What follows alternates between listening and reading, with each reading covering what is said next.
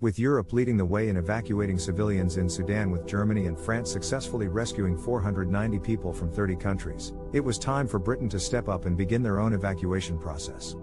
After much criticism, the UK had finally rallied around the cause, and earlier in the morning James Cleverly, the British Foreign Secretary, announced the UK was coordinating their own evacuation. The Hercules transport plane with 130 Royal Marines, consular, and immigration staff on board took to the sky early in the morning and had arrived to set up by 11 a.m. The Foreign Office sent out a message telling people to travel as soon as possible to the airstrip, which was located via GPS coordinates and a What 3 Words mapping app.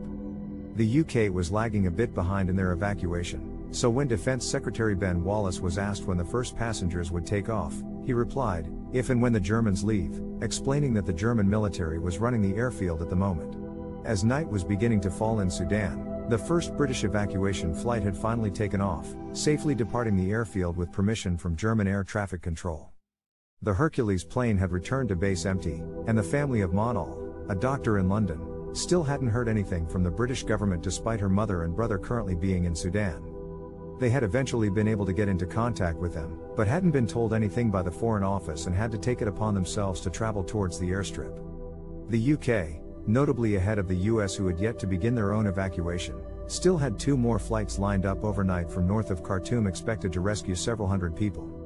Even though this was a relief to many, a contingent of Royal Marines were stationed at Port Sudan just in case any breaches in the ceasefire occurred.